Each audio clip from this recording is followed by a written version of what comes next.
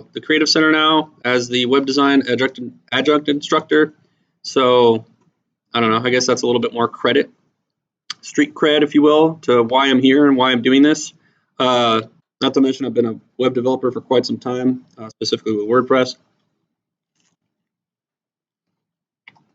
What I do on a day-to-day basis goes far beyond HTML and CSS. This is like very beginner for me, so that's why we're doing this at an admin meetup. If you are brave enough to go to a dev meetup in the future, you'll notice that we get way more nerdy. So hopefully this isn't too programmy for anybody, because we're not technically programming anything. All right, cool. Anybody here ever use CodePen? CodePen users? Just two? Man, you guys are missing out on life. This thing is awesome. CodePen is sweet. I'll show you guys why here in a second.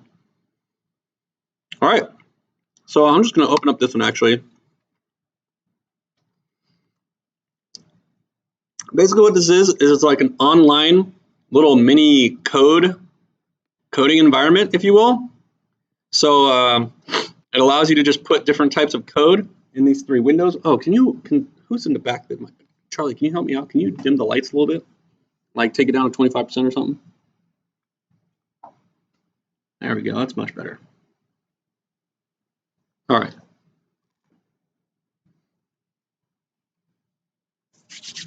All right, so we've got our JavaScript on the right, which we're not going to be doing any of. HTML and CSS, you just write in those different windows, and whatever you write real time shows up down here. I already have some HTML in here.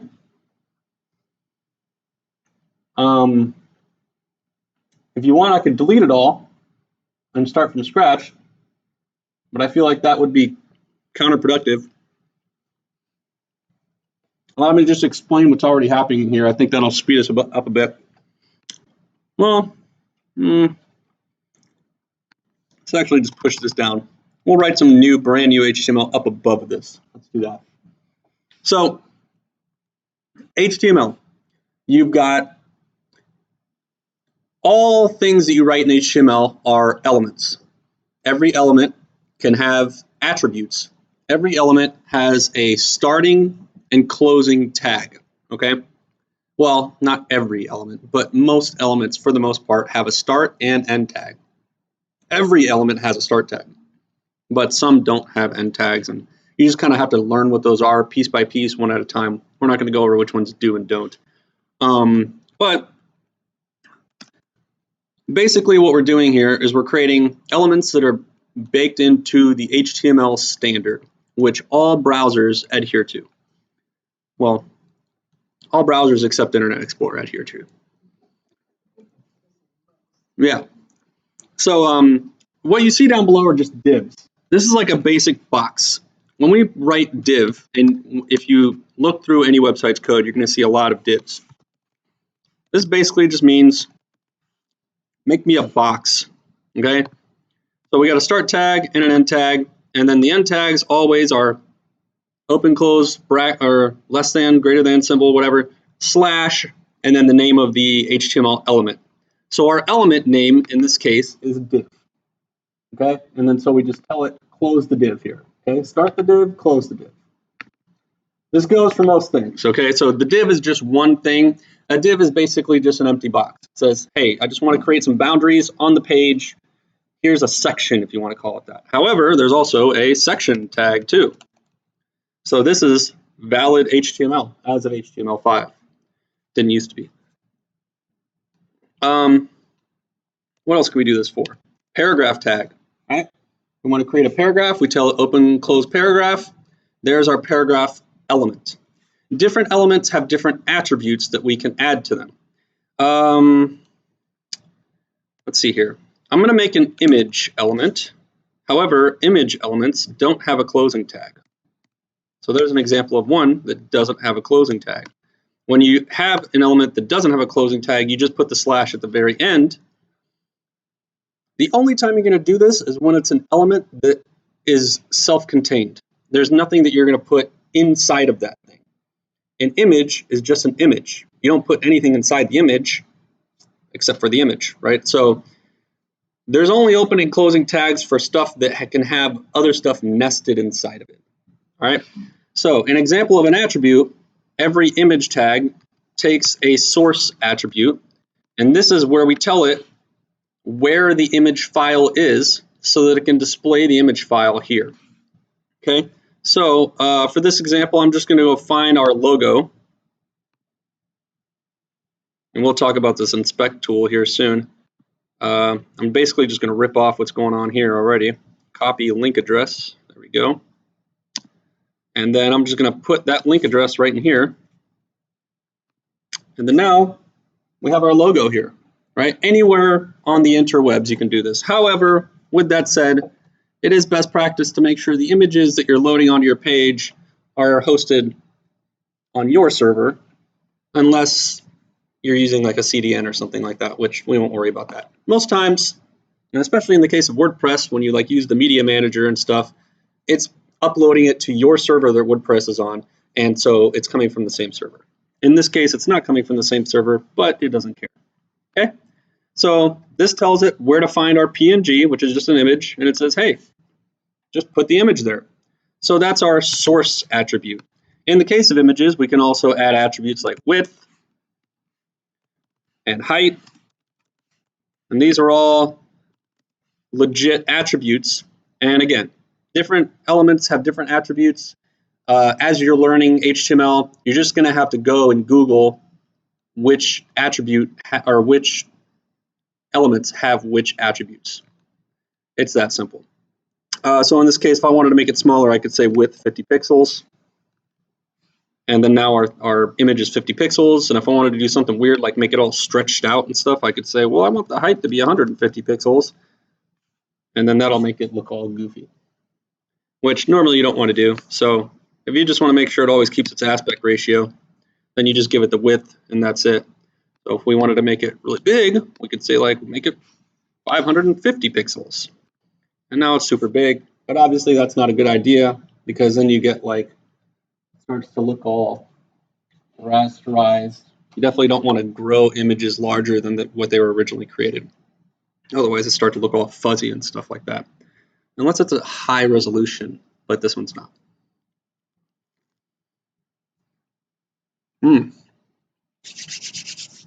Any questions so far?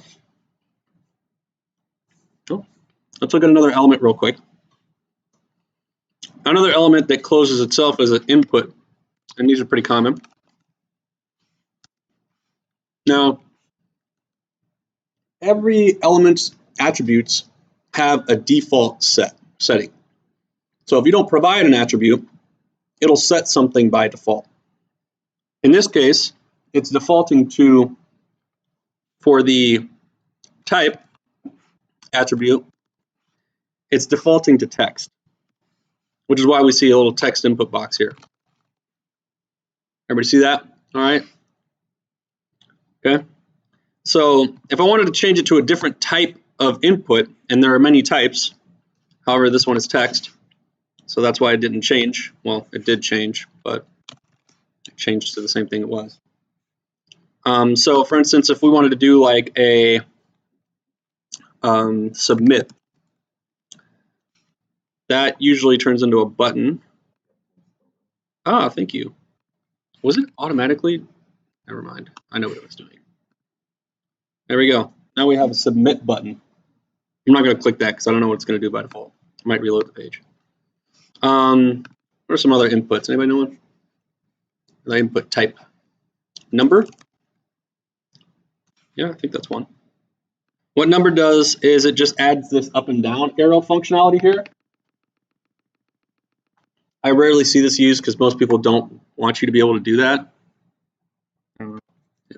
It's possible, I'm just saying. Oh, there's some other cool ones in HTML5 that were introduced. I believe color is one. Yeah, check that out. We can choose a color and input a color. That's cool. And then we can click OK. Thank you, HTML5. Pretty awesome, right? You used to have to do that with jQuery and stuff before. So yeah, there's all kinds of inputs. Although don't get confused about text areas like giant block, like a multi-line input area. that is not this. I don't think this will work. Nope, it still just gives us a regular text box. In order to do text area, that's its own element, and you have to do it like this.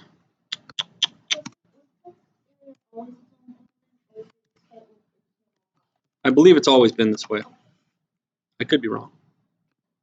And there you go. There's our text area, and by default, text area allows you to grab it and make it bigger, and now we have multi-line abilities. Pretty cool.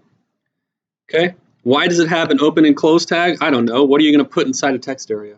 I don't think you can put anything in here. I think if we put like a P tag or something, it's still going to like not show it. Oh, it will. Yeah, never mind. I guess you put your text, whatever you wanted to be in there, you just put it in there. Okay, that's why. Huh? Oh, I see what you're saying. Yeah. No. Kinda, yeah. So the browser just has a whole bunch of elements that it is already prepared to show a certain way. And those are standard elements. Text area being one of them, input, image. There's many of them. Another common one that you'll see is, and text area has its own attributes too, by the way. Height, line height, value, which is what I would expect it would do in that box as you set the value, but maybe not. I don't know. Anyway, so like an H1 tag is going to make your text really big by default. Really big. And then, of course, you could still change how big, right? Because on every, I believe, every element, yeah, I don't think there's a single element that you can't add the style attribute to. And when we add the style attribute, this allows us to write CSS inline, it's called inline CSS, directly to the element. So if we wanted to make this font size even larger, we could tell it font size equals, I'm going to do something ridiculous, like 150 pixels. Yeah. So we can add CSS directly to the element. This is not the best way to add CSS, but there's nothing preventing you from doing it. I'll tell you why you don't want to do it this way later.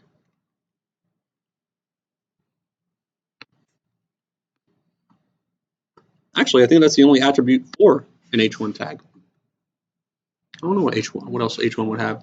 Huh? Like what? Does it accept a font size? Really?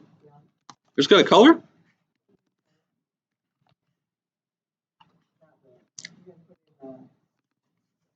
I gotta put the hexadecimal action? Are you sure? About to find out in a second here. Wait, that's black. I don't think it does. I think you gotta do it through style. No, that's white. Isn't it? Yeah. Because the lack of color is what gives you black, because this is an RGB screen. I'm wrong? Well, I can find out really quick. We'll do it the other way. Now we can do color in here and tell it, what did we say? FFF is white, I think. Yeah. Because it's RGB. So the reason being, I always remember it as full. That means give me 255 value into red, blue, and green, which gives you white because the screen is lit, right? Cool. Because if it was print, it'd be the other way around. If we were printing, then it would be black.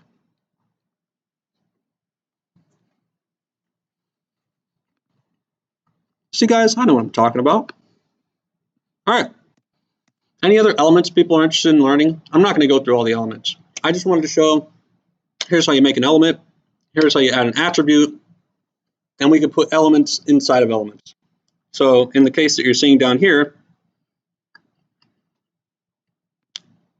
we have a div. Oh yeah, we didn't talk about this attribute. That's pretty important when it comes to CSS. The class attribute, that can be put on any element. I know that. Same with ID. Class, ID. I think you can even put name on any element, but I don't think it does. There's only certain types of elements that it actually does anything. but I don't think there's anything preventing you from putting a name on everything. As a matter of fact, it won't break anything if I even add like a fake attribute to it. Like if I just say cookie equals the best kind is chocolate chip. I don't care what anybody says. Yeah, it doesn't break anything if I do that. It just doesn't know what to do with it, so it doesn't do anything. Anybody want to prove me wrong on the chocolate chip? Go for it. Dare you. It's the best kind of cookie. All right. So what we got here is we got a div. That's the blue one. There's a blue box. And inside that, we've got 3 more black boxes. This 1, this 2, and the 3. And they're all stacked on top of each other. Okay? And then what we do is we use CSS to make it do whatever we want. So we can change all sorts of properties, well, style properties, about the element itself. How do you know what you can change about it? How do you know what all the style properties are? Slowly. You learn one at a time, because there's many. I would be sitting here for 3 hours teaching you guys each one at a time, and you guys would forget most of them. Inspect it. Add all the properties. Yeah, and we'll get into the expect element here soon too, because that's a great way to learn CSS and HTML. But I didn't want to get to that until later after we learned some of this, and then that way people know what I'm doing when I'm in there changing stuff. Let me ask, this is a really dumb, simple question. I doubt that, but go ahead. No question is dumb. Is HTML and CSS, were they initially developed in order that browsers could read them and throw stuff up on the screen? Mm-hmm. That was their initial function. Yeah, that's why it has such an old name. It stands for hypertext markup language. Anybody know what hypertext is? Somebody want to explain it to the rest of us? Because I sure as hell don't. I think hypertext is 1990s or 80s, whenever the internet was first made, for fancy dynamic text on a screen. I'm pretty sure that's what the real definition is if you look it up. No, that's a hyperlink. That's not hypertext. Although hyperlinks are part of the hypertext markup language. So then the nature of a browser, it's fundamentally a program that reads these commands, and they kind of work as a triad. There's the browser, there's HTML, there's CSS. It's like a 3-part thing. No, not really, because the HTML and CSS are part of the browser.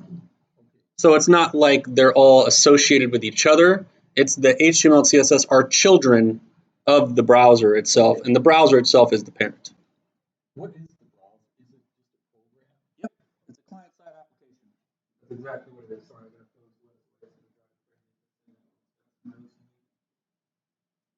yeah, so every client is its own application that's installed on your operating system, just like any other application, like, I don't know, Microsoft Word or Outlook or something. Remember the days of Netscape? Yeah, we're going back. Thank God we're not in those days anymore. Whew. That was rough.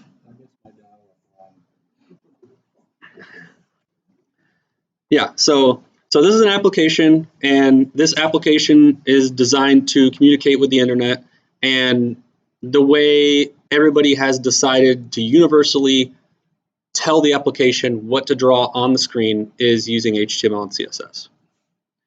And it's done in what's called the DOM, the Document Object Model. And that is what makes up even the screen that we're looking at now. So this window right here technically is not by itself the DOM. This is just a little part of the DOM. The DOM is actually all of this, including where we're writing the code and everything. It's basically everything underneath this URL. That is the document object model. And then this whatever website has abstracted that a bit and almost gives us a DOM within a DOM type of thing. Not to make it too confusing, but that's kind of what we're working with right now. if we were using Dreamweaver or something like that to write our HTML and CSS and do the live reload on the right or whatever, Dreamweaver in itself has its own DOM type of thing, and so that's what happens there. So yeah, It's like an emulated DOM. This down here is an emulated DOM. Yes. So the whole DOM is programmed to create its own little DOM that allows us to do all this live reload, so that when we change stuff like, change this to 5, it changes automatically down there to 5. But that's way crazier development talk. That's more like the stuff that I actually build when I'm not here teaching the basics. All right, cool. So like I said, there's tons of, like you mentioned, hyperlink. The anchor tag is its own, like we can make this really big, clickable by just adding an anchor tag around it. That's the A tag. Some of these are like really short and simple, others are not. And the anchor tag is one of the short and simple ones. And then an attribute it takes is the href, which tells us where to send the person to when they click on it. And there's also other stuff like the target and a bunch of other attributes. Yeah, this is how we, and if I just add a £sign here, then I can click on this and it'll send me nowhere. So now this is like a link. This is a hyperlink. Any questions about elements anymore? I kind of want to move on to CSS. No? Yeah, sure. If you think of any questions about any other elements at any time, you're welcome to ask.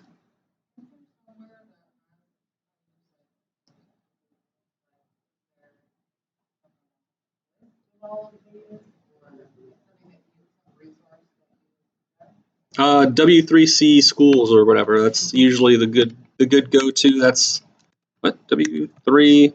Come on now, Rob, type. Yeah.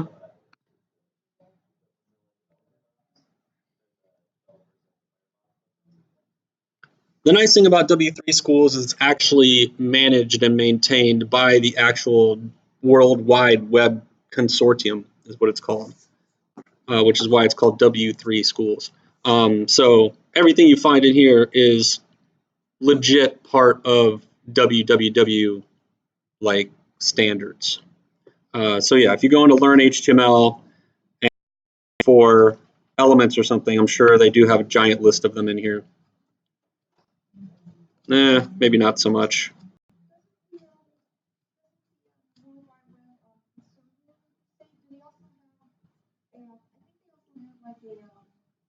A way to check your websites if they're certified. I forgot what that was.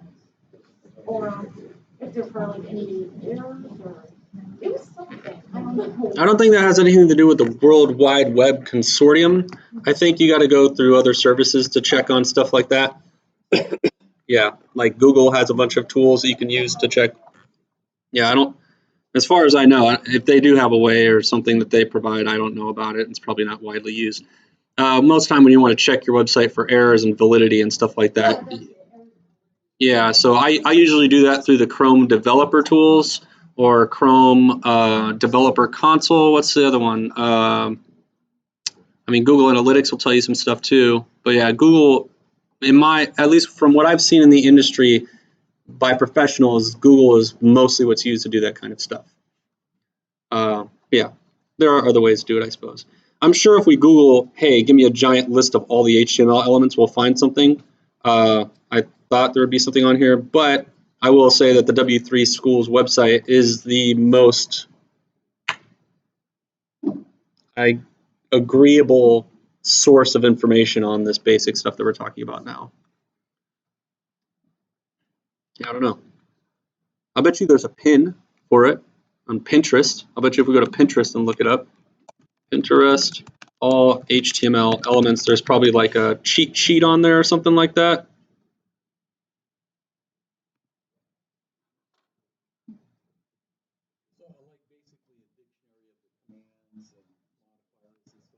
Not commands, elements. Elements are not commands. Yeah, looks like this is one right here. So basically, one doesn't really give commands, and one just describes. That's why this is not exactly. That's why this is not considered programming. What we're doing right now is not programming because there's no logic. It's simply markup.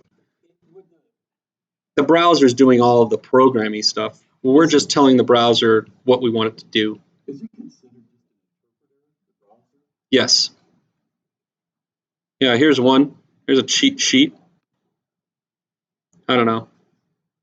You'd want to look for like a cheat sheet or something like that. But yeah, I don't think there's like, I mean, I'm sure there's some website somewhere that has one giant list, but I don't know what it is. You just kind of learn them over time. You know what I mean? And basically, so I guess that's a good time to talk about what Charlie over here was talking about here a second ago. The best way to kind of learn these I've found is when you're on a website and you see something on that website that you don't know what it is or how they're doing it, how they're making that thing that's on the page. Every browser, well, every modern browser, has what's called developer tools or inspect tools or whatever. Google Chrome being probably the most popular one because it kind of started that trend. Well, I guess Firefox was kind of on it before then. But Firefox wasn't technically like built into the browser by default. You had to like get an extension called the developer tools bug thing or something like that. I can't remember what it was. Firebug, yeah, something like that, yeah. But then Chrome was like, hey, we should just build that into the browser. And then everybody else was like, yeah, that's a good idea. We're just going to do that too. Even Internet Explorer eventually jumped on that boat. So like right now, if we wanted to know what is this map, we can inspect it. I just right click inspect on the thing, whatever it is that you want to know what it is. It opens the inspect toolbar, and then you can see right here, it's just an image. It's an image element, and that's it. And then that is an image element that's inside a hyperlink, which is inside a div, which is inside another div, which is inside of a div, and then a section, and then a div, and this is the tree, and you go on and on forever. And this is how most websites are made. Even this thing, what is this X right here? Well, it's probably a button. Nope, it's an SVG. Yeah, it is a button. It's a button with a span inside of it, which is our X with an SVG that is also the X. But yeah, the main shape is just a button element. So that's the best way to learn them, is just go to websites, find something that you're like, hey, I wonder how they built that, inspect it, and then you learn about a new element every time almost until you know all the elements, and there's no surprises anymore. Good question, though. All right, let's keep it moving. CSS. All right, so what is CSS?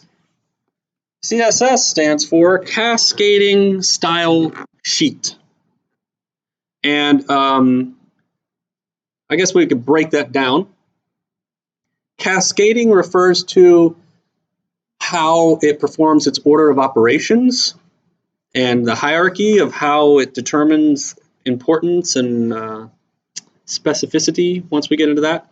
And style is self-explanatory, and sheet, it's not a real sheet, obviously. It's a digital sheet. I don't know why they decided to call it a sheet. It's not a sheet of paper. It's a sheet of screen, I guess. I don't know, but that's what it stands for. Cascading style sheet. Anyway, so what it does is it allows us to essentially declare a couple of things. We declare an identifier, and then what we have after that is called the declaration block, which is enclosed by the curly braces, open, close, curly braces. So the first thing it expects is the identifier, or the thing it uses to target whatever it is you're trying to apply the styles to, and then an open and close curly braces, and then all of your CSS rules are applied one at a time inside of that declaration block by property, colon, and then your value, and then a semicolon. And that means that's just one. And we can have an unlimited amount of style rules applied to any one given targeting declaration or whatever.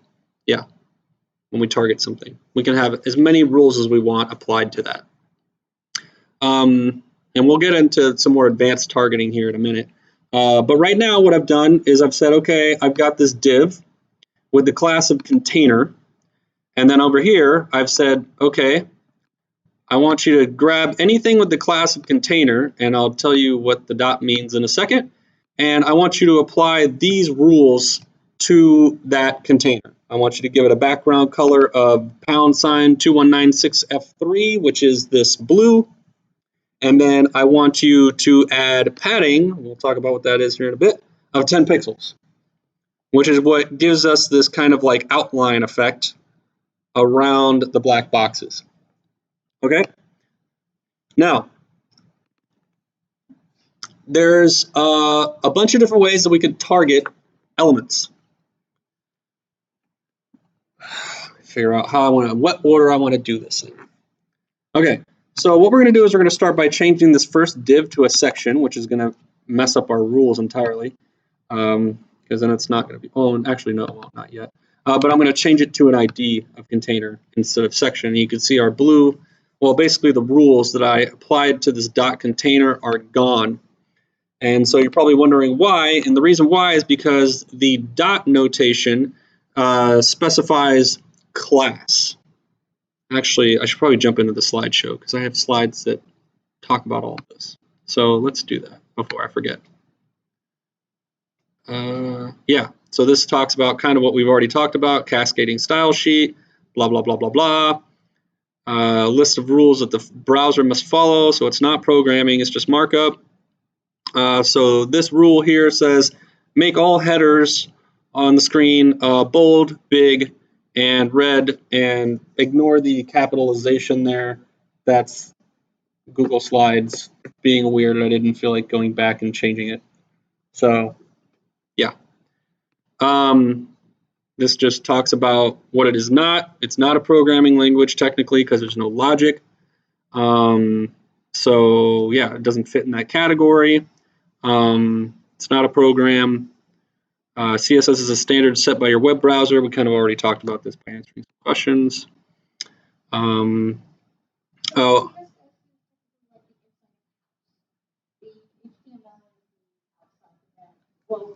the frame. Yep. So you can think of HTML as like the framing, building, structuring, maybe architecture, and then the CSS is more like the interior design type thing. Yeah. Drywall, I want my walls to be blue and white maybe if you want two-tone or whatever, and then whatever, I want a door here that opens this way and that way and so on and so forth. Yeah, that's a very good way of putting it. Cool. So we talked about the inline stuff. This is basically just telling you can write them inline. You can write them in the document head via a style tag, or you can write them in an external style sheet that gets imported by the DOM. Multiple style sheets can be referenced from the same document and will be appended to the cascade and merged as they are encountered. So yeah, that's all this is kind of talking about. So this is the three examples essentially. So you've got the inline way of doing it is this way right here, where we say element name, attribute style equals, and then we write our CSS, and it's just adding the color red to a red header. And then we have the document head, where in the head of the document, which every HTML document only has one head element, we can create a style element that we write our styles into, and then that usually do that. The head is at the top of the document. Not to be confused with header, by the way. Head and header are two totally different things. In this case, we're talking about head. And then the other way is the included file, which we do like this. Kind of. Yes, exactly like that. Yeah, and so we write link, rel, style sheet, ID, call it whatever you want, and then we give a link to where the CSS file is. And so you could see this is in this example, we're using the WPOmaha.org website, and then there's our theme name, and in there we created a CSS folder, and then we called our CSS file responsive.css, and we're just telling the browser where to go find that CSS file. And then it takes that CSS file and just embeds it into the page automatically. Let's go back real quick. So in order of the way that you should try to do CSS to be professional, you're going to want to start at the bottom and work your way up. Okay. So whenever you're adding CSS to a page, you always want to try and do it this way, the included file first. Okay? If for whatever reason you can't do that or don't want to do it that way, the next best way to do it is by doing it in the head and writing a style tag there. Also, for the record, I don't think you have to put it in the head. That's where you're supposed to put it. And then the last way, kind of like a last resort way, or if you're feeling really sloppy, I guess, you do it in the line. Any questions about that? I'll tell you more about why that's best practice in a little while. Was that your question?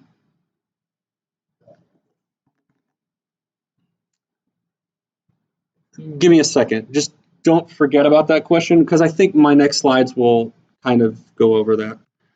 All right, cool. So we kind of just talked about targeting. And I love this slide because it's a really easy way to understand the different ways to target. And that's what we were just talking about before I remembered that I had a slideshow for this.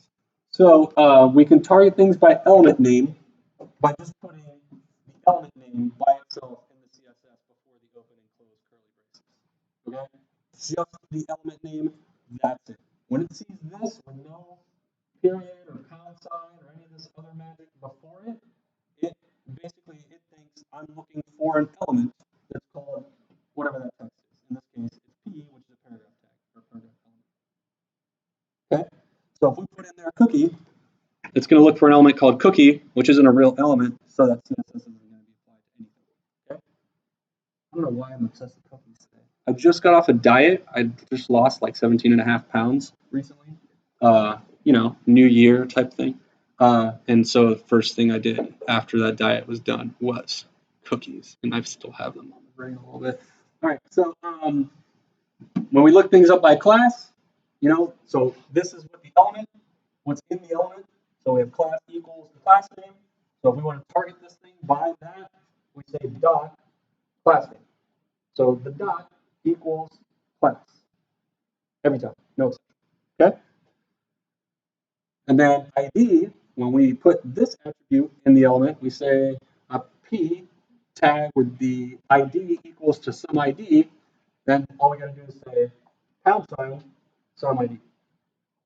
Okay? And then we can also target by attributes. This is a little bit more advanced, but just so you guys know, this is possible. You can do this.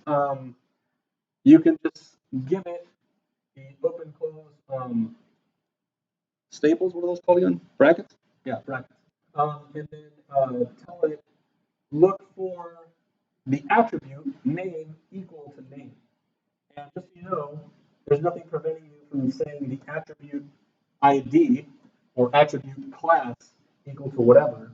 So if this said class equals class name, it would do the same exact thing as this. Not to get too confusing, but just so you know. The reason this is because we have these specific symbols for classes and IDs, but there's all sorts of other attributes that we can put on elements. And so there's nothing preventing us from targeting elements by custom attributes or like lesser known attributes and their value. And name probably being one of the more common ones. And then state. We can also target things by state too. There's only a handful of states that you can choose from, hover being one. And so we can just say, hey, any element that has the state of hover, which is when our mouse is hovering over it, we could say pound sign some ID colon hover. That would tell it whenever we're hovering over the element that has the ID of some ID, apply these CSS rules. Cool? Did I lose anybody there? It's kind of a vital part. If you don't know how to do this, you're screwed. Okay? I mean, there's no real gentle way of putting that because, well, the browser's not going to be very gentle with you when it doesn't do what you're telling it to do, which can get quite frustrating. All right, specificity. This is where I will go back to your question earlier, and it'll become obvious after this slide. Specificity is the #1 thing that screws people up when they start learning CSS, by far. Because you'll try to apply a CSS rule to something, and it won't work, and you won't know why. And usually, the reason why is because there's another CSS rule being invoked on the page somewhere that is being more specific, and thus taking precedence, thus invalidating the CSS rule that you're writing.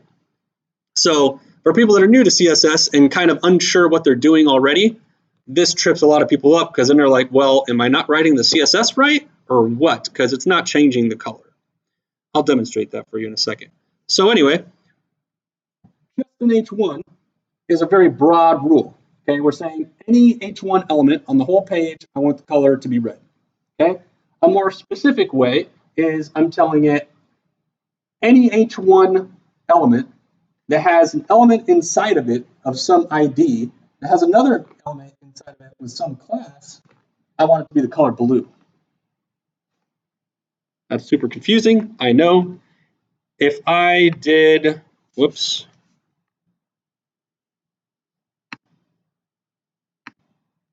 This, without the spaces, yeah, I'm changing my presentation on the fly. Sue me. What? Why did it not change it? What did I do wrong?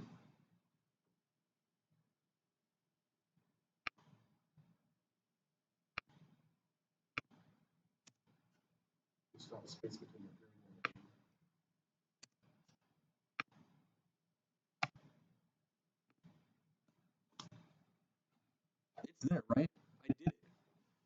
Okay, if I click present and it doesn't show it correctly, I'm gonna bug out. There we go. All right, it did it this time. I don't know why I didn't take it the first time. I don't think you have to save in slides though. It saves automatically. Too fast for Google Slides. All right. What this means is it means any H1 tag that has the ID of some ID and a class of some class, make it the color blue.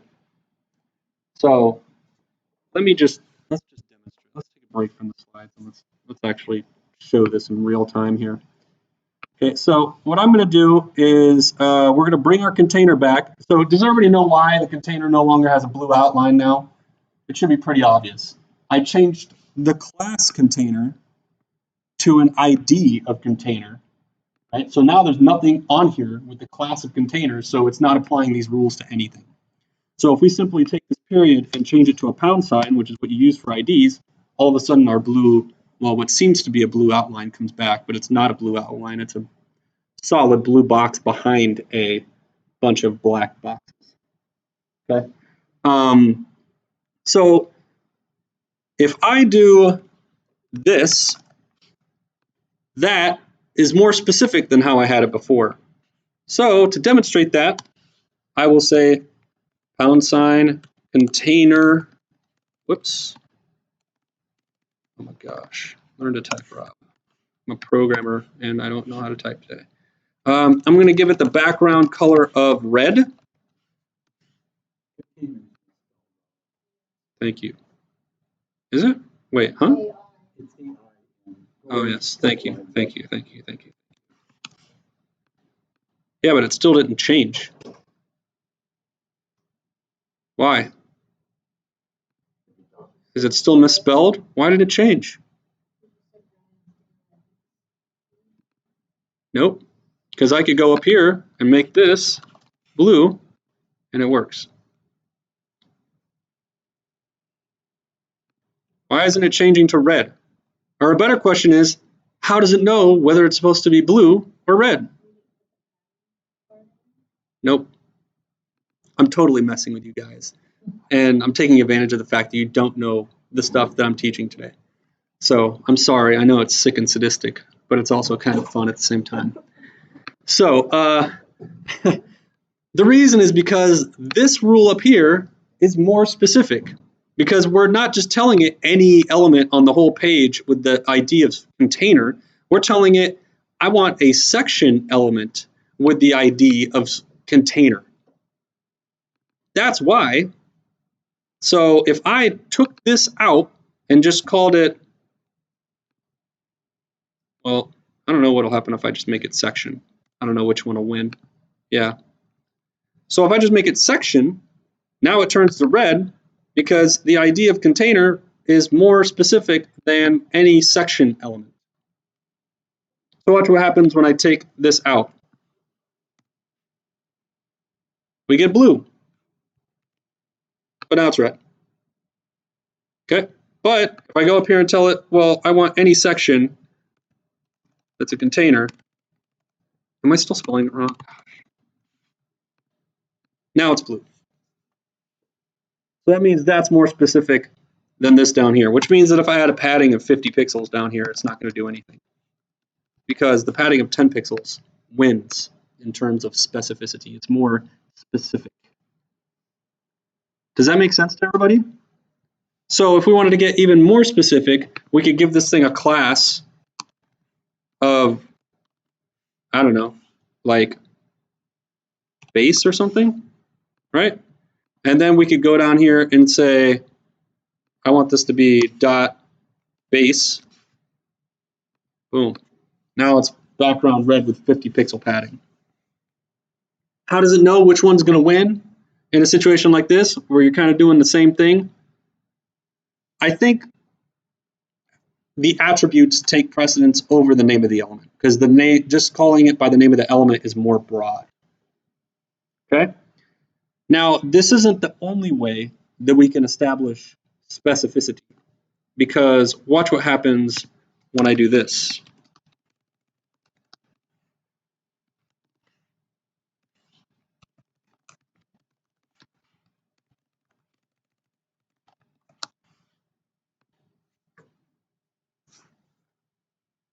So the reason why it's better, to go back to his question, I'm sorry, what's your name? Jamal. Thank you for asking that question, Jamal, and I'm going to address it right now. The reason it's better to include your CSS rules externally, I mean, there's several different reasons, but one of them being specificity. Because it's nice to be able to, after the fact, in certain situations, to adjust the color of things, right? And if you start at the most specific situation, it becomes very problematic to, after the fact, go and change something about it because you're kind of screwed. You already went to like the most specific way you can do things, which is inline, right? So now, even if we try to overwrite this thing super specifically, now if we say section # container with dot base and whatever else about it, notice how it changes the padding because it's more specific than the padding earlier, but the background is still green because inline it says green. So if we want to change this thing externally, there's only one way to do it, and it's something that you should never do, which is why I'm going to show it to you right now. You can do exclamation point important.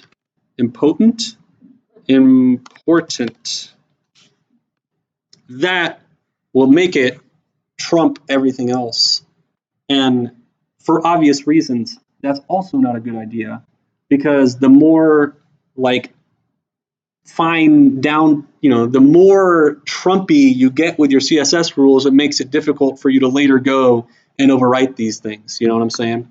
So now all of a sudden you have to like, if we wanted to, in a certain situation, make this background color pink, like even when they hover over it or something, we would have to make sure that that CSS rule also has the important tag on it, and things just get ugly from there. So you want to start from the other direction. You want to make rules more broad at first, and then in those really niche specific situations, then override those rules and try to keep it as broad as possible.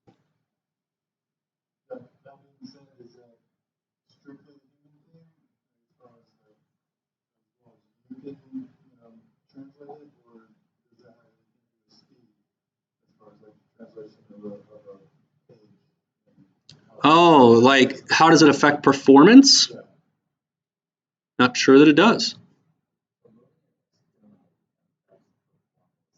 Yes, it does. That's correct. It has to perform an HTTP request to call that file.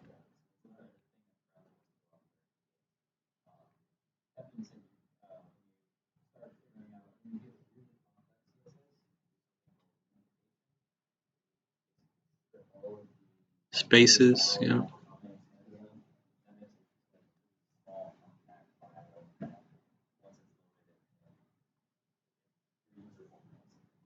Yeah, I mean, these HTTP requests, especially for something like a CSS file, should take milliseconds. Yeah.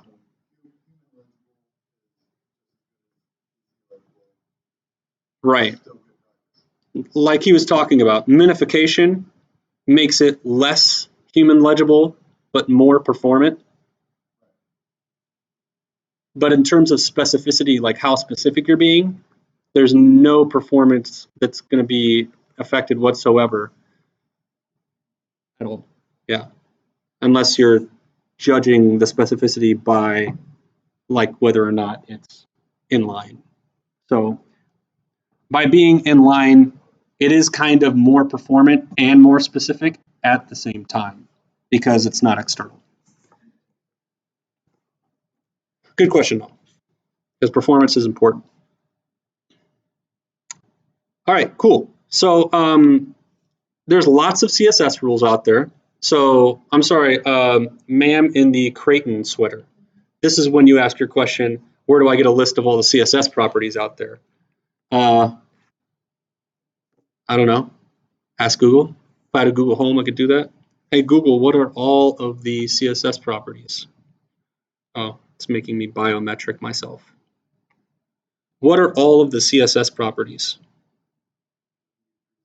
Here is information from Styling with CSS. So it tells you, go find it yourself. Yeah, there's a ton of them.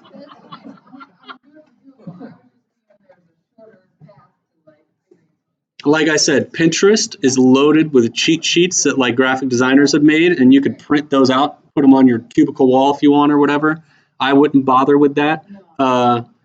It goes back to what Charlie was saying earlier. It's best to just like start inspecting other websites and seeing what styling they're adding. So let's just do that right now. We'll go back here to the WP Omaha website, and I did a lot of the CSS for this, so I know what all this stuff is. So basically, as long as you're on the Elements tab of the Inspect tool, you can click on any element. Obviously, when you hover, you can see how when I hover over different ones, it kind of highlights what the element is essentially. And when I click on one, it changes what shows up down here for styles. And you can see all the CSS styles that have been applied to that element. And you can also see where those CSS rules are being pulled from in the case that it's an external file. You're probably wondering if I can make this text over here bigger. I don't believe that I can. Just kidding, I can't. Yeah. So you can see right here, this is the name of the plugin, Meet Press. I thought that was kind of cute because it's like Meetup and WordPress, Meet Press. I don't know.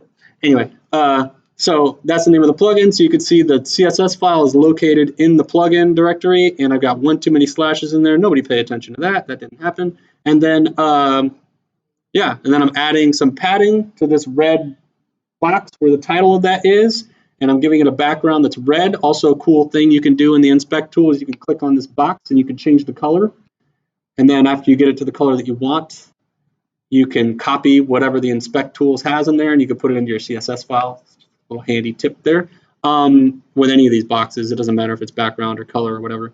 And also another thing is when you want to play around with padding or any kind of value for that matter, we can click in here, and you can just click the up and down arrows on your keypad, and that will allow us to incrementally change the padding until we get it to a point that we want, and then we just copy and paste it into our CSS file.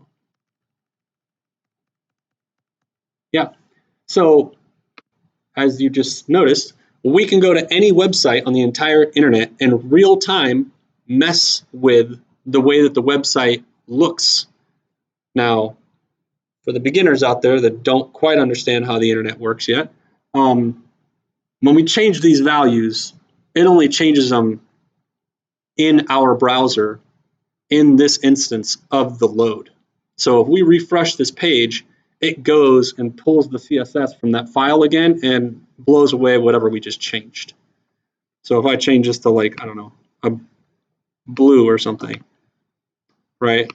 And then we refresh the page, it's going to go back to red. Okay. So we're not actually changing the website on the internet where it's stored on the server.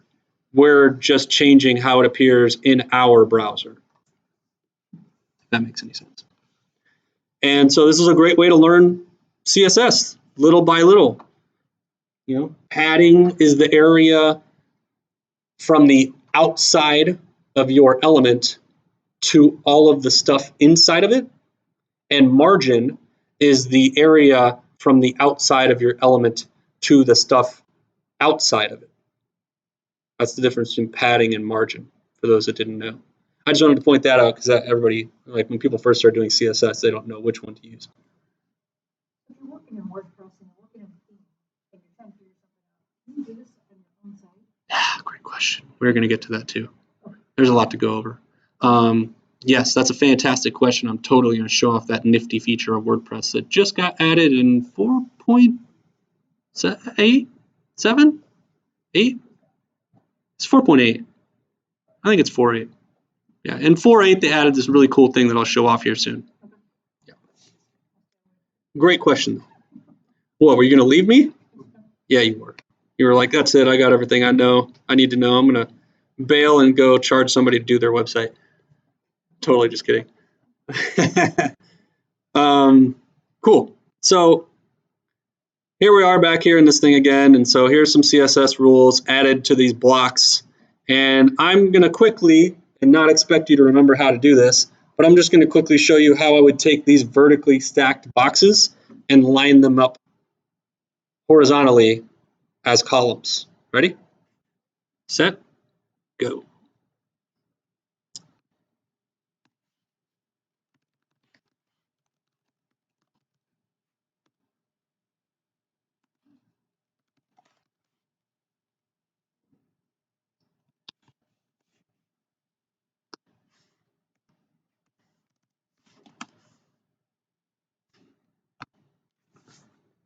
There you go.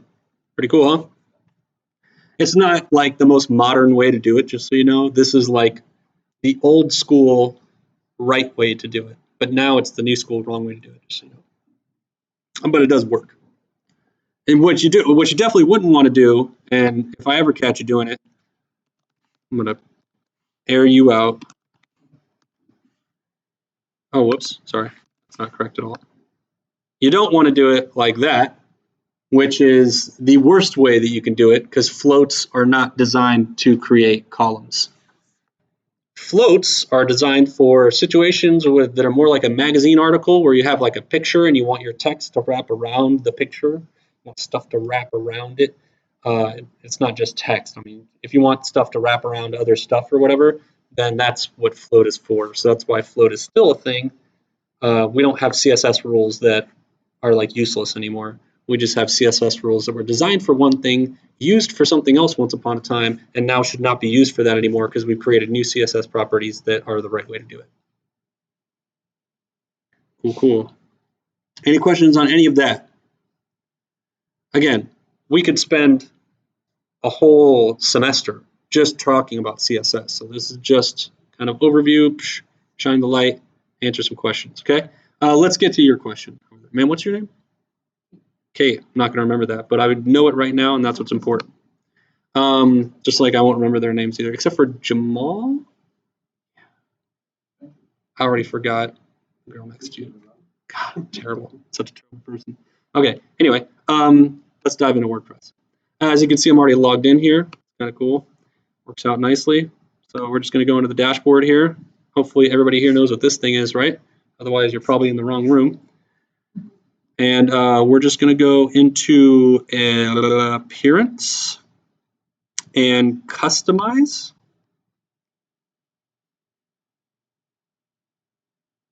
You'll get what's called the customizer. So cool. It's a cool name. And it's with a Z too, just so you guys know. Customizer with a Z, not an S, because that would be weird.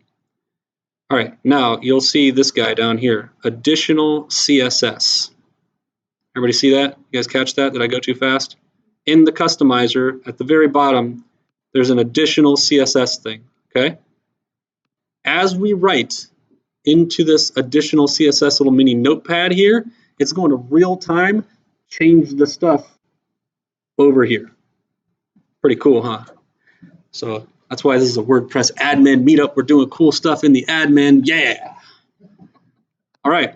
I don't remember what the ID is of this we are thing or whatever. So I've got a couple of options. I can open up a new tab and just reload the home page and figure it out that way. Or I can just inspect on this page and make things super crazy to look like, because now there's going to be like windows next to windows next to windows, or but I'm going to make it go away fairly quickly here. So I just want to know what this is, this block title. And I would also like to know what it's inside of, just to make sure I'm only changing that one. So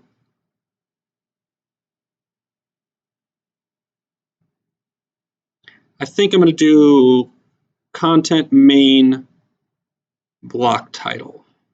Yeah. So first things first, we got to figure out what kind of attribute we're targeting by. These are both classes. So content main is a class name. And just so you know, this has 3 classes. You can have more than one class assigned to any element. So it's got a class called content main, a class called width sidebar, and a class called left. We can target by any one of those, or all 3 of them if we want to get super specific. That would be more specific. Okay. So I'm just going to do dot content main because we're targeting by class, not ID. And then I'm going to do dot block title. And since it's one inside of the other, I separate them by a space. So I'm going to say find the element with the class of content main. And then inside of that element, which is our space, there's another element with the class of block title. I want you to find that. Open, close curly braces. And then I change our background color, hopefully, because you can do color, you can do background and background color. Those are 2 totally different properties that are both valid. I'm just going to try to make it green. There we go. And then now, when we publish this, it does get saved, and that is how it will show up when the next person that visits the page loads the page.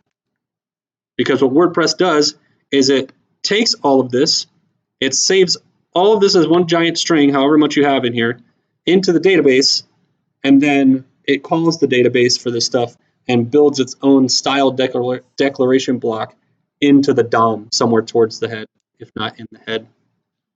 And that's how it does that. That's how that works. So with the commands over, say, on the left that you're taking in CSS, do they take priority over the other ones that have been for part of whatever WordPress does? You mean part of the external style sheet or something? Yeah. Great question. I wouldn't depend on it. Is it kind of like an important distinction for the important commands like that? I mean, so usually it should. And the reason being is because, and I don't expect you to really remember this, but again, what WordPress is doing is it's storing all this in the database, and then what PHP does is it writes, as it renders the page, it renders the style tag with all the elements in it, so it's translated into like a head style tag. Okay, so remember when we talked about our importance or our specificity earlier, external style sheets are kind of like the least specific. Then stuff that's rendered into a style declaration in the DOM is more specific. And then above that, even more specific, is an inline tag, right? So this does not create inline tags. This basically generates a style tag in the DOM. So it does not get translated as being from an external location, which therefore makes it more specific.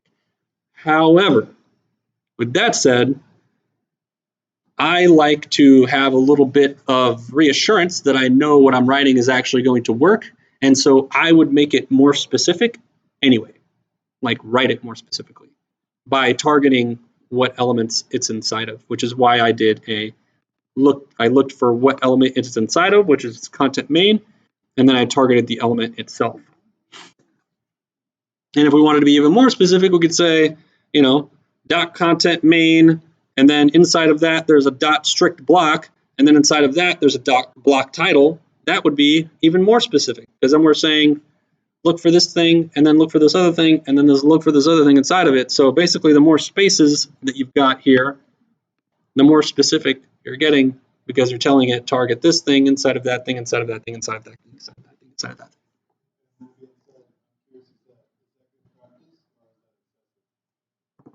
Well, what I just talked about was definitely excessive, absolutely. Like I said, you don't want to be too specific, because then when you go try to change it later for some situation or reason, then you're going to have to, again, now you're going to have to target it 3, 4, 5, 6, 7 elements deep to overwrite that other one, right? And so you want to try to avoid that as much as possible. So only be as specific as you need to be.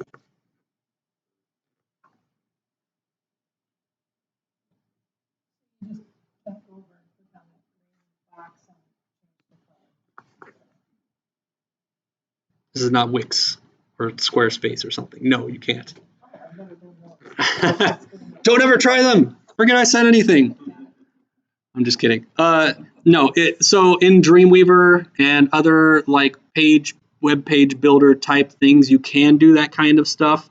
Even in some like page builders that you can install into WordPress, like Divi or stuff like that, they do have the ability where you can like find an element and then edit that element and then open up a dialog and change the color. And then what it does is it writes all those CSS rules for you and stores them in a database. And so it just kind of does this part for you. However, in certain situations, you're not always going to have that option. So what if you wanted to override, what if you wanted to change the way a widget looks? Even if you had a page builder plugin, the page builder plugin is not going to allow you to change the styling of the widget because it's not, quiet Chewy, and change the widget because it's not part of the page. It's not a page element, it's a widget that's just on the page somewhere. And yeah, you'd have to have more familiarity with page builders to kind of understand that. If it's an element that you made in the page builder itself, then you can go in there and do that kind of stuff. But I didn't use a page, well, actually I think I did use a page builder to do this, but we'll just pretend I didn't. It's just better to, like, when you do it this way, you have ultimate control. When you leave it up to the page builder, you can only change what the page builder allows you to change. And so if you learn this way of doing things, there's no limitations. You don't have to worry about what the page builder can let you do, because who cares about the page builder? It's about what the DOM, what Chrome will allow me to do. Good question, though. Oh, hold on, timeout. Ask me that question in a second. There are extensions that you can add to Chrome that will allow you to do that kind of stuff with the inspect tool, just so you know. I don't know what they are off the top of my head, but they do have Chrome extensions that will give you a little tool when you click on like a little button in Chrome somewhere, like usually up here. You can say, hey, I want to change something, and it'll give you like a little, you click on the thing, it gives you some other custom pointer, then you can go and click on the thing, and then it'll give you like a drop down and you can do stuff with it. But again, it's only doing it in that local little area of Chrome so that you can see what CSS rules it generates, and then so you can copy that CSS and put it somewhere else. Once you refresh the page, like basically what it does isn't permanent, it's temporary. If that makes any sense. Go ahead.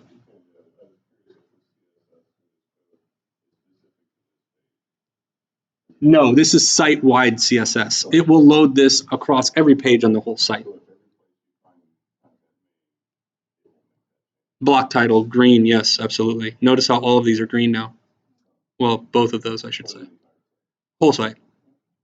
Which is another reason why you want to be specific. So I know what your next question is. What if I only want it to be on that page?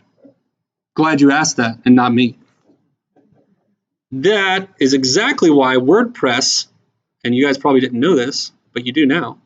That is why WordPress by default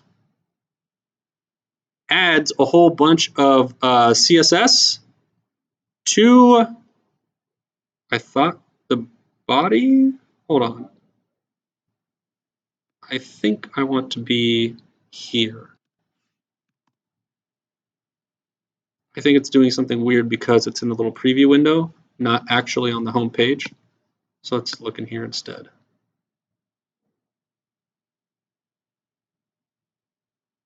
There we go. That's much better. Notice how in the body, which is the outermost element that all of your like visual elements of the page begin at. This is what wraps the whole white, what's originally the white area of the screen that you end up filling with everything else, right? So I don't want to say the DOM because technically the head tag is a DOM, part of the DOM, and the HTML part is part of the DOM, and those are technically even farther outside, but nothing that gets put into the head is visual, okay? The part where things start to become visual on the page is within the body. On the body, WordPress by default adds a whole bunch of classes to that, and notice what one of those is. In this case, the name of my page is called Home. When we go into the admin area, we'll look at what the page is called. It's got the name Home. So it's whatever the name or slug of your page is, plus dash page after it. So if we wanted it to only happen on this page, we could get more specific using specificity, and we could say only on .home dash page space all the other stuff I wrote on the other screen that I can't remember. .content main space .block title, right? And we could even put a body in front of that if we really wanted to. So we could say like, we could type it like this if we only wanted to happen on this page. We could say body .home dash page space content main space .block title. That will make it only happen on this page. That is exactly why WordPress does that.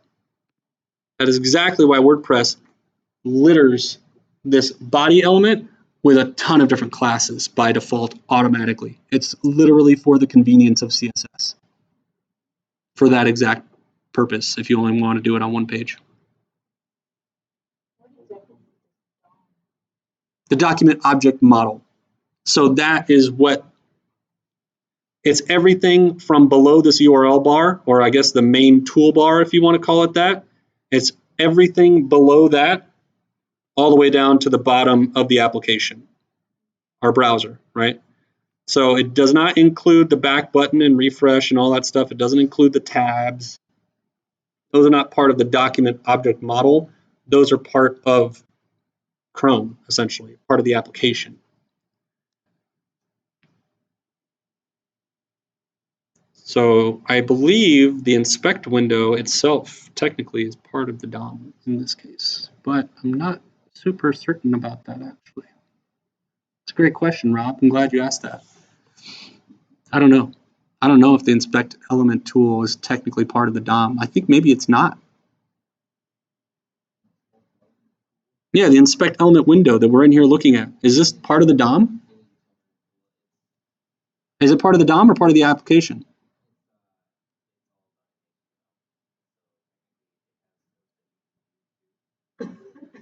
Can we inspect source inside of the inspect tool?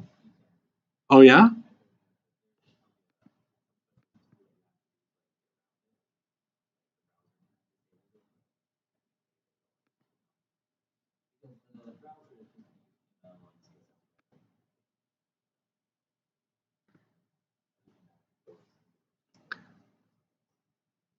I kind of trust you, but kind of don't.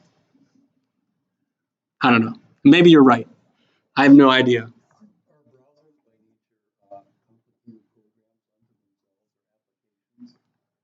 Depends on what browser you're talking about. So Chrome itself, I mean, they can be quite robust and complex, yes. However, Just the browser itself, and then the commands. That's all to interpret the commands and everything. It's complexity, so you can do it in different ways. there are simpler browsers and there are more complicated browsers. As a matter of fact, Chrome itself makes one of each. What you're looking at here is an application that I installed on my computer. It was a .exe file at some point that I installed, and this is Slack. However, what you're seeing right here is not written in .NET, C#, ASPX, any of that stuff. This is a miniature browser. This application opens in a miniature slimmed down version of Chrome called Chromium. And the new browser that Microsoft is getting ready to release is built on Chromium, which is hilarious.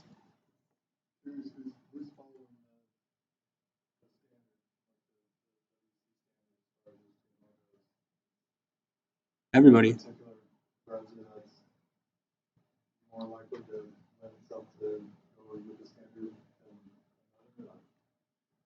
Yeah, so your Firefoxes, your Chromes, your Safaris are usually on the bleeding edge of standards. Some browsers, Microsoft,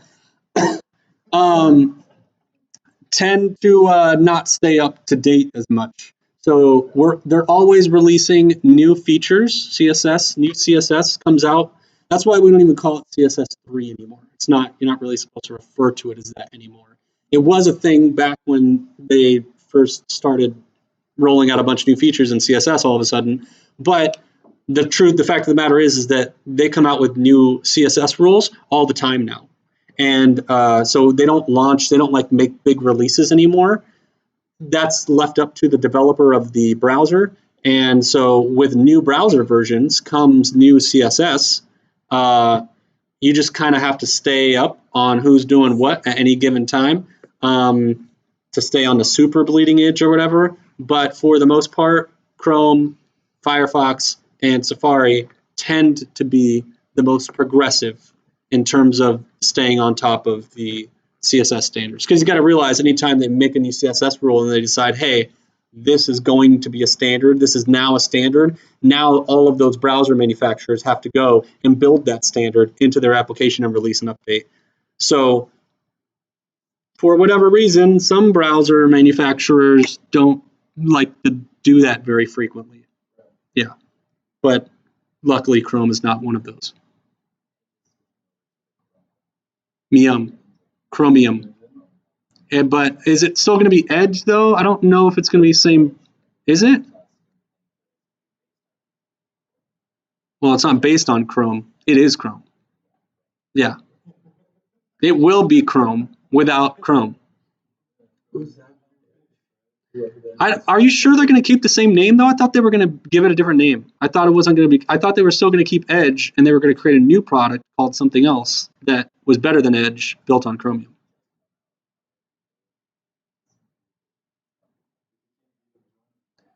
Well, that's what I'm saying. I don't think they're going to kill it, because that would kill it, right? Now you're completely changing something. I think they're just adding a new one. So you get the option. If you want to use Edge, you can use Edge, or you can use this other one that's better because it's Chrome. I don't know. Well, that's a whole another discussion. Maybe. Yes, it's going to be something like, I believe it's going to be something like that. But Microsoft hasn't actually come out and said what's going on with it. So we'll see. However, I was talking to a friend of mine who does actually work for Microsoft, and that is going to happen much sooner than people realize. Like this summer.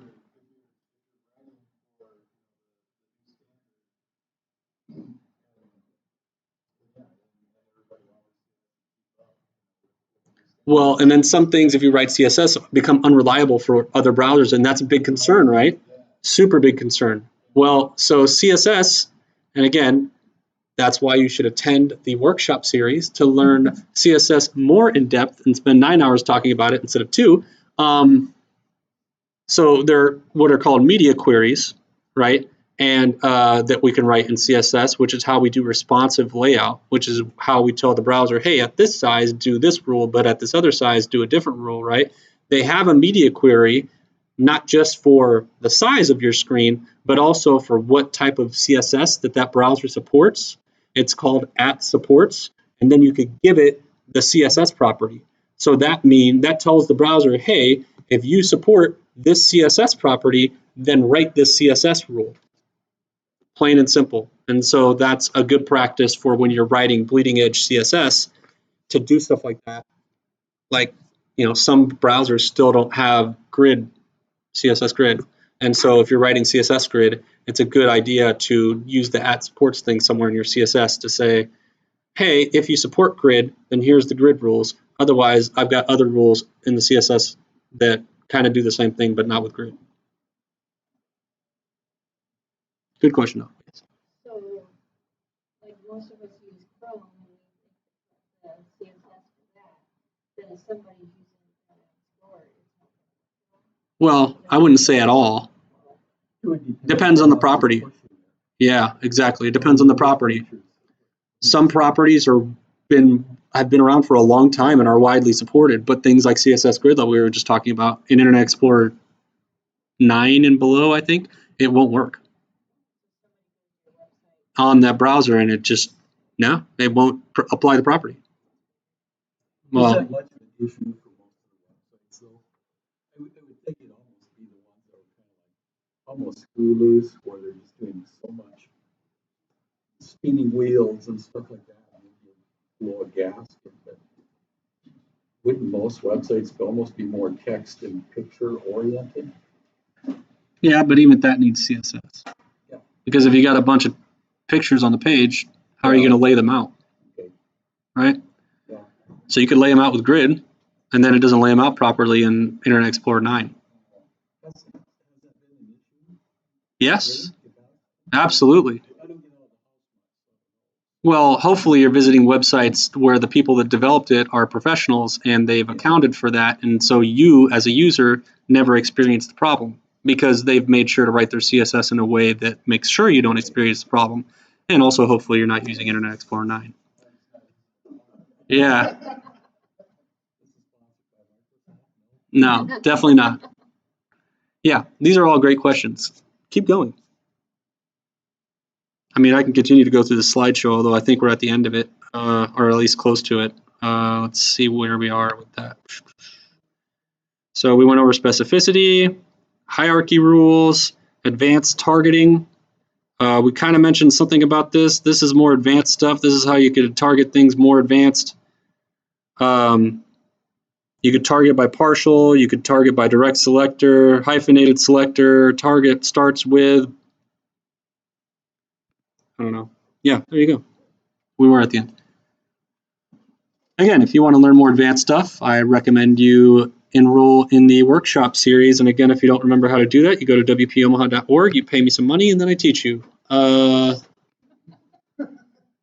mean, straight up and down.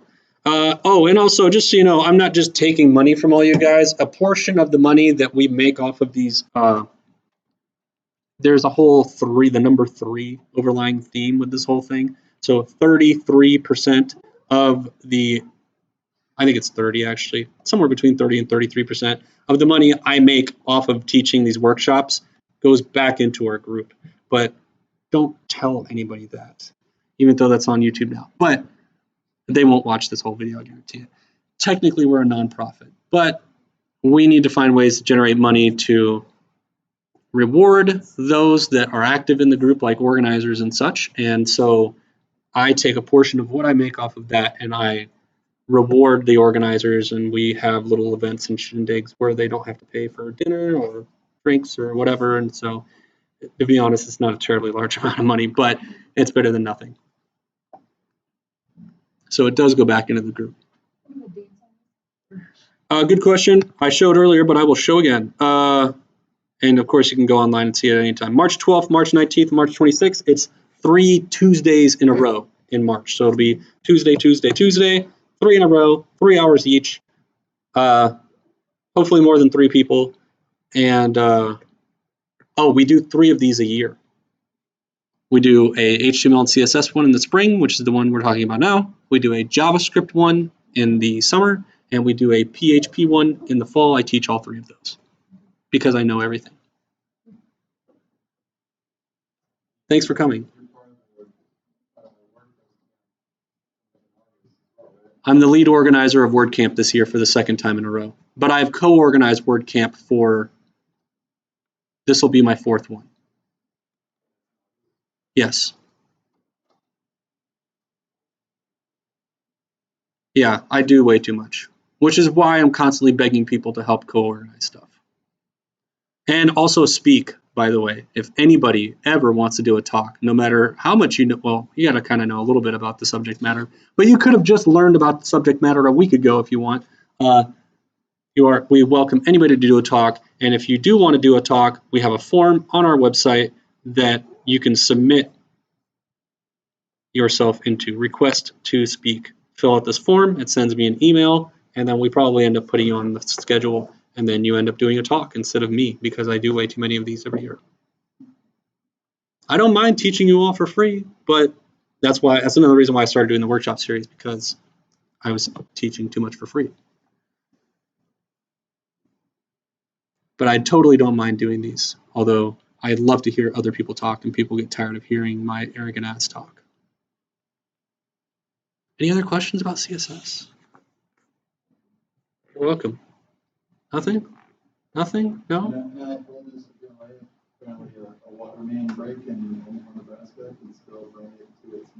Oh, you're fine. You're fine. As long as you show up, it's all good. It's all good.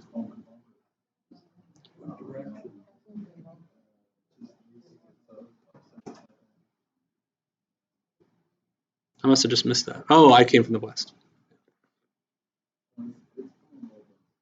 Oh, I came down 72nd and got a block off the 2 northbound lanes. Right? I wondered what that was. But you can see from the top of Dodge, you can see over the pass, it's still red lights. Wow. So we can go ice skating, is what you're saying. Yeah. Well, if you want to go down 72nd. Yeah. Really? Nobody has any other questions? I mean, we barely scratched the surface. You guys got 10 more minutes of me if you want.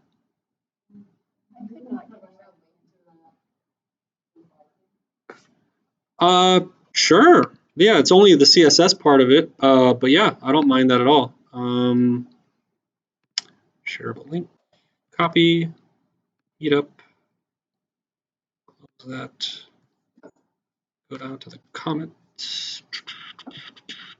Am I not logged in? What's going on here? I'm not logged in.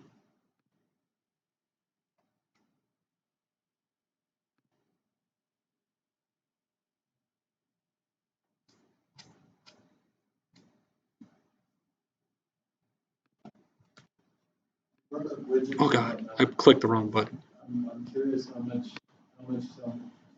one should consider the backside of like Python or JS or anything like that when just making a layout. Like just when you're literally just making a layout, how much should one take into consideration like JS and Python and backend stuff? Well, you shouldn't worry about Python at all, because I don't think any WordPress runs on Python whatsoever. PHP, it runs on PHP. Yeah. As far as layout goes, it depends on how granularly you want to go deep down the rabbit hole. If you want to start making your own page templates and do your layout in the page template and not in the page, well, in Gutenberg or whatever, then you would need to know PHP, and you would lay out your page with PHP in a page template. So yeah, you could do page layout with PHP, but keep in mind that all PHP is doing is generating HTML for you. So if you don't know HTML and CSS, knowing PHP doesn't really do you a lot of good. Doing PHP just allows you to automatically generate HTML for you. So like, hey, query a whole bunch of stuff and then loop through all that stuff and write some HTML for every thing in that loop, essentially, right? You could do stuff like that. JavaScript, I mean, yeah, you can alter layout with JavaScript because you can alter about anything on the DOM with JavaScript. But you would really only want to do that on an event-based situation. So if you want to say like, hey, when the user scrolls or when the user hovers over something or whatever, yeah, you could say, hey, lay the page out differently somehow, or change the background color, or move something left to right, up and down. You can do all sorts of stuff, and all that happens with CSS. Yeah, so the JavaScript alters the CSS for you. Do you need to know JavaScript to make layout? No. Do you need to know JavaScript to make good interactive layout? Depends on how good you want it to be. there's a lot you can do with CSS.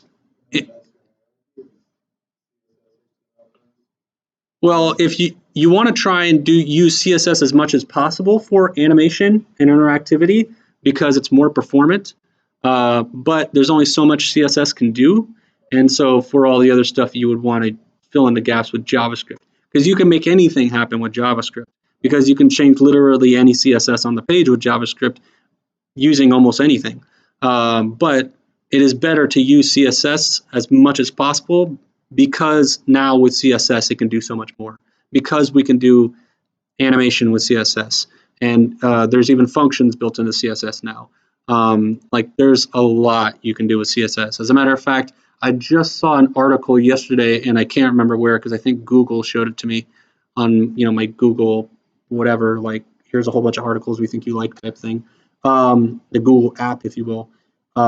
It showed me an article somewhere where they talk about using grid, how you can use CSS functions to write grid responsively so that you don't have to use media queries to adjust the grid layout when you go from one screen size to another. You can do it all with just grid. You don't have to use media queries at all.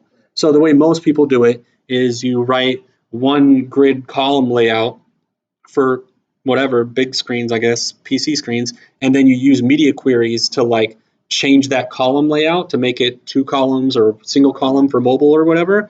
And you like the way I've always known to do it is you could only do it with media queries. So you use the media queries to change that CSS rule. Well, using CSS functions like repeat and calc and something else. What was the other one? I can't remember.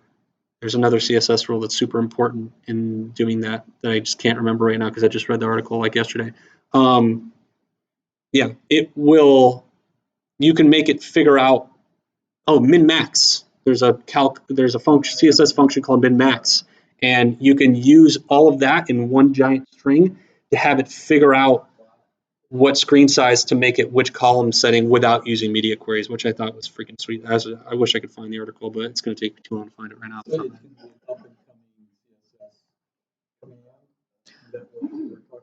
Well, CSS functions themselves are relatively new to CSS. They've only been around for maybe 2 to 3 years. I'm pulling this number out of nowhere. It may have been longer. I don't know. I've only known about CSS functions for about 2 to 3 years. You can't write your own, but CSS yet. But CSS has functions that are made by CSS people, I guess, the worldwide consortium. Yeah, and so they've only, as far as I've only known about them for the past 2 to 3 years. Like repeat and calc have been around for a while. The min max one, I don't know how long that one's been around, but yeah.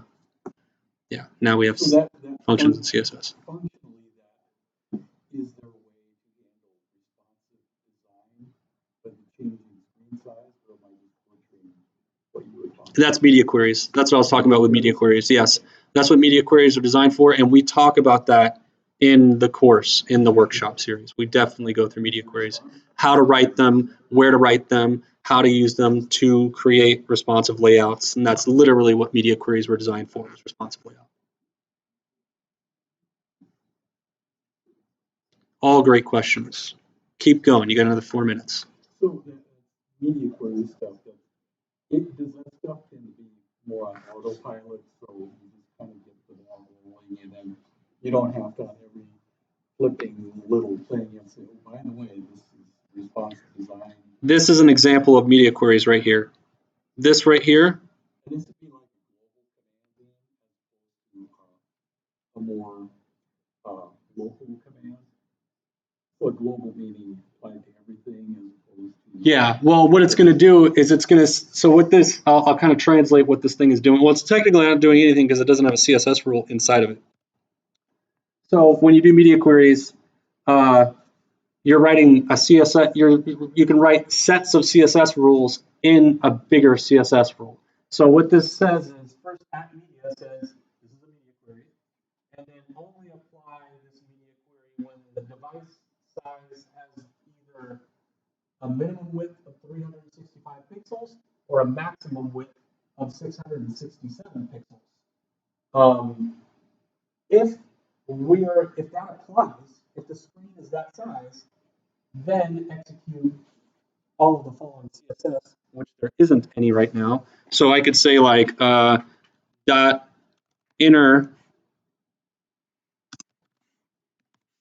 background color pink, right? And then now if I change the screen size and it gets below that size, as long as there's not some other CSS overriding, it should turn pink. No? Is there something? I think I'm losing some specificity here. That's 780 pixels. Are we not going small enough? Here, 640, 631.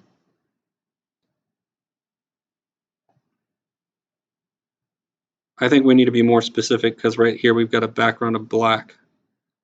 And this is background color. Let's just make it background. And let's say dot base space. No? I don't think that's going to help us, but okay.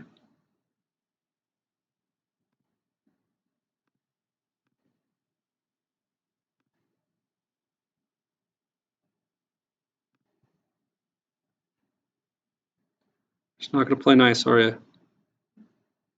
Dot inner dot. Anyway, that's the idea. The point being, as soon as that screen gets so narrow, It will apply that rule. Yes, and that's how media queries work. And so that's how you get responsive design. Is what's happening is we would change like the display inline block, which is how I got these things to line up left to right, side by side. Then I would change it to display block or something instead of inline block, and that'll say, hey, don't stack them up left to right, stack them vertically, and then we get it. Then we can scroll through them instead of scrolling left to right. Good question, no?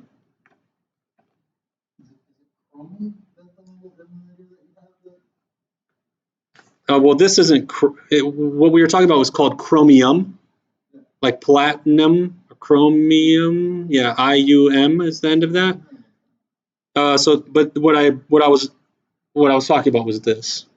So this application is using Chromium, so you can now generate desktop applications and mobile applications with just web code. Because what it does is it loads up a Chromium browser and builds the application inside of Chromium.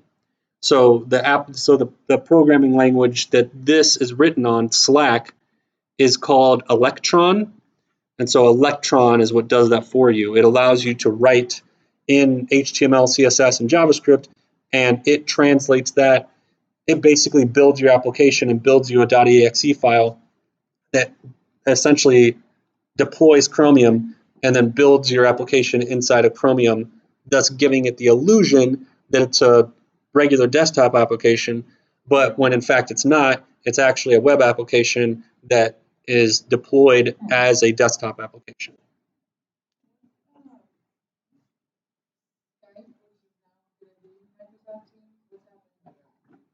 Mm-hmm.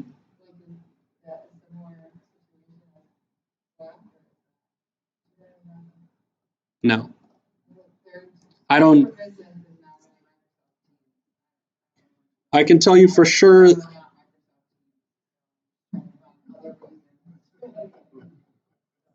Oh, you're comparing Slack to Microsoft Teams. Yeah.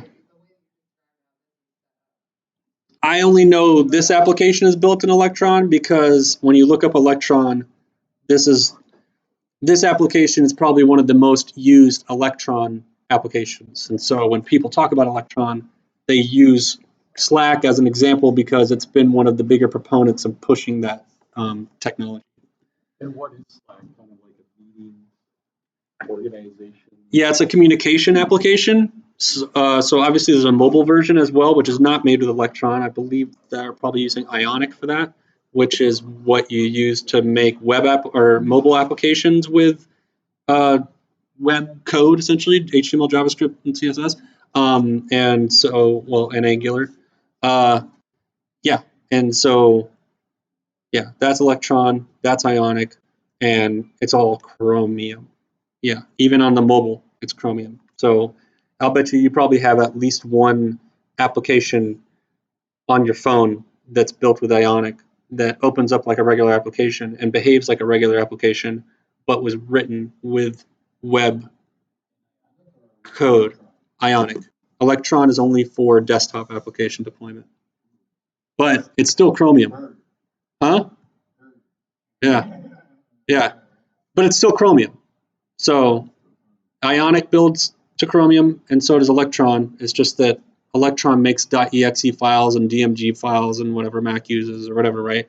And Ionic makes, I don't know, whatever Android requires and whatever iOS requires and all that. But it's all just Chromium.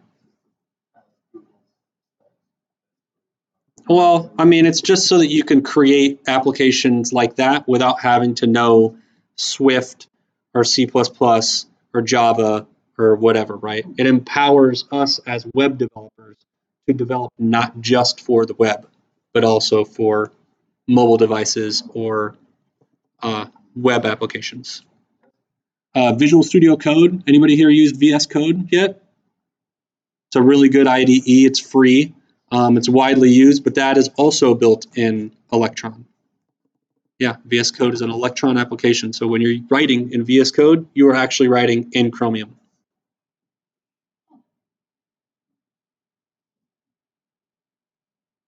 Don't test my nerd level. I am an expert level nerd. I mean, Chewbacca just told me it's trash night. Huh? Ionic. Although there are others that do it too, but Ionic is the most popular one. That deploys your app in a Chromium experience.